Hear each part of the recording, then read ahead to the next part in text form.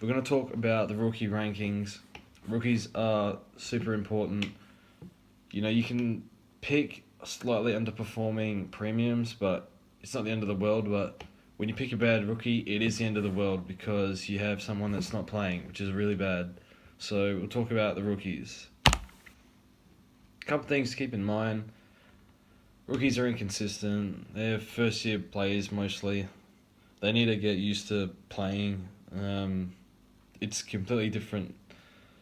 You're playing in front of a lot of people and playing against men instead of in the TSC Cup or whatever. So it's a little different, and we need to fix them early on. So don't be afraid to burn some trades early if you stuff up your rookies, because they're super important. Ideally, you want to pick the best rookies first so you don't have to do lots of trades early, but it's important that you get the rookies right. We'll talk about the defenders. The best rookies are in defense, and for that reason, I think we can go heavy with rookies. We can play a lot of rookies in defense this year. I have Murray number 1. He's going to play round 1. I just think Collingwood kind of need a player who can carry off halfback, and he seems to score pretty well. So I like Murray as a pick. The ball's going to be in his hands a bit.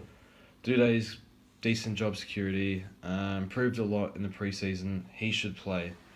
Finlayson, I think a couple other players are vying for this spot, but Finlayson's been the best at the halfback sort of role. I think he plays third tall, I'm not sure. But he has decent job security. So Cole from West Coast has quite good job security, and I think he's being overlooked a lot. I think he's sewed up that position in the back pocket. He's not going to score that great, but I think he's one that's going to stay in the team for a while. And he can get a lot of contested possessions, which means he can beat his opponent, which is really, really good. So I like Cole. Now, Norton and Caulfield, both should have good job security. Dogs have a lot of injuries in defence, and Saints really want to play Caulfield. And he scored pretty steadily in the JLT games. So I like those two. A little bit pricey, but I think it's worth a job security. And then we'll have a whole bunch of other players. Murphy and Mihocek, if that's how you say it. I'm not sure I want to start them. Maybe you can start one of them, but I'm not sure if they'll continue to get games. Collingwood have Goldsack who's gone down, so that could help him. And I'm not sure if Murphy will even get named. I hope he does, but we'll wait and see. If both of them get picked, I think you can go with one on your bench. So it's a little hard to tell, but I guess it depends on how many rookies you need. I would prefer the ones with better job security, but that's just me. So O'Shea has really bad job security, so I don't think we should pick him. Even if he scores well, he'll still probably get dropped. So, not sure about O'Shea. I think I'm going to avoid him. If he does really well in the first 2 rounds, I might have to bring him in, but he probably won't even get named. Keith, he's... I don't think he has good job security, so I'm avoiding him. Stoddard is going to score poor. I think he's a waste of time. O'Connor's just been upgraded, so I don't know much about O'Connor at all. There are birds outside my house, that's weird. I don't know if you can hear them, but O'Connor is probably a no for me. Maybe trade him in if he fires or something. We've heard nothing about him. And then Riley Bonner, I like Riley Bonner. If you can afford him, I would pick him. He racks up a lot of disposals. He's a bit of a ball magnet, so I like Bonner. Now in the midfield, I think everyone has to have Brayshaw and Banfield. I don't need to explain much about them. They have pretty good job security. Kelly should be okay, but I would put him on the bench, maybe at M10. I would only pick one of Barry and Holman, to be honest. I think both of them could easily get dropped.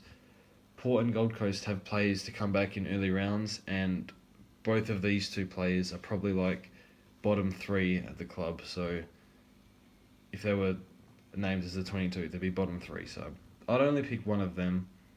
I don't like Brody. I think he's overpriced, and I don't think his endurance is that good. Dow and LDU, I don't think they're going to score high enough. They might score better as the season goes on, as they get used to more AFL games, but for their price, I would rather pick like at least 6 premium midfielders. That's just me, because I'm not a big fan of these players. So Hunter Clark, I don't think he's ready yet to be named. He's probably, if he got named, I think he'd score better than LDU and Dow, but his job security's not as good. So no to Clark. And then we have Robbie Fox. Might get named for Sydney. He's been impressive over the preseason, but I think he's too expensive. I'd rather just pick the one expensive rookie in Brayshaw. So yeah, we'll talk about the forwards. I think the forwards, we have a fair few, but I think they're really weak. And we look at the defenders, a lot of them are playing halfback or loose or things like that. But the forwards are all basically playing small forwards sort of thing, which is not good. So we don't want that. So Fritsch, he's a lock for everyone. Ryan, I think, is a good bench player. He should get games, and he will have some up and down games because he can score a few goals. Langdon, the Giants really like Langdon, so I do recommend Langdon. He has a bit of competition for his spot, but I think they will persist with Langdon early, so that's why I think he's a good pick. Darcy Fogarty, if the Crows, I'm a Crow supporter, and Fogarty should play 100%. I would play him for as many games as he can, but unfortunately he needs to take the place of one of Walker, Jenkins, or McGovern. And McGovern might go back, so wait and see on that, but I wish they would play Fogarty instead of Jenkins, but I don't think the Crows will. They're pretty stubborn on Jenkins playing a non-statistical role, which has given me a headache as a Crow supporter because Jenkins is a terrible player. But now I'm getting off topic, so I wouldn't pick Fogarty. I think maybe leave enough cash so you can possibly bring him in if something does happen and he does stay in the team, but I think he's a huge risk to get dropped early. So that's why I'm not starting with him. But I think he's has the most potential to score the highest out of all the rookies. Then we have Garlett. I don't like Garlett. He has a lot of get dropped early, go missing about him sort of thing. Not a fan of him. Rayner has good job security, but they're going to throw him in the forward pocket probably.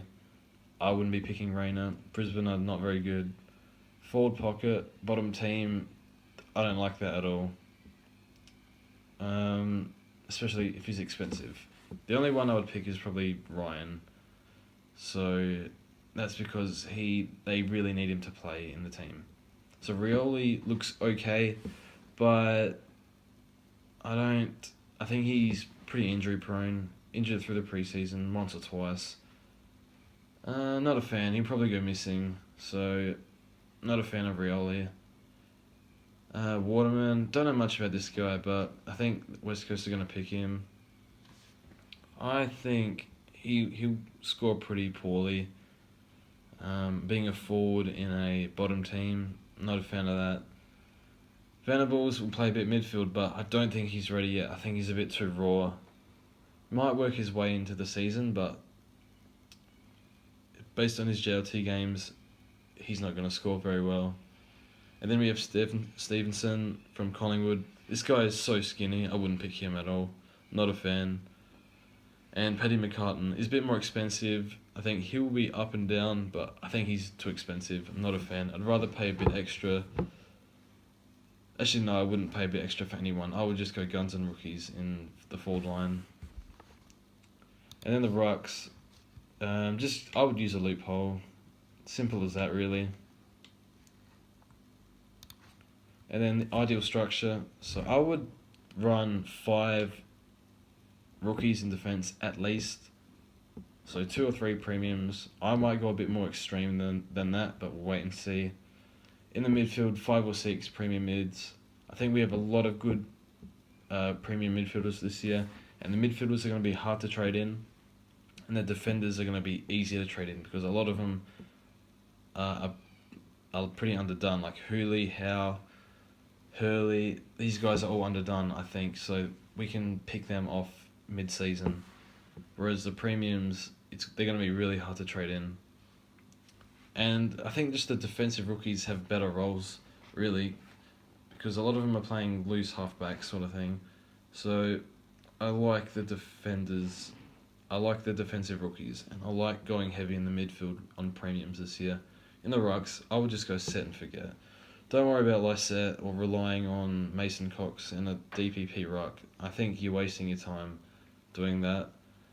Unfortunately, if a ruck goes down, we're going to have to trade him. It's just how it goes, I think. I don't think it's worth it to have Mason Cox as a DPP link or use like Cameron or English or something.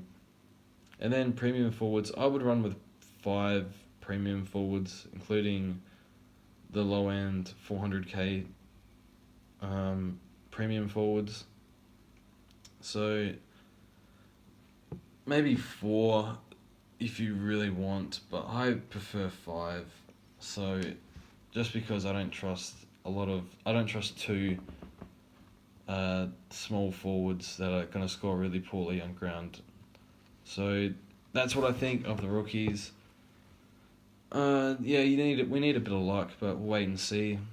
Hope you enjoyed the video. It'd be good if you did. If you didn't, then that sucks, but now you can go do something else at least.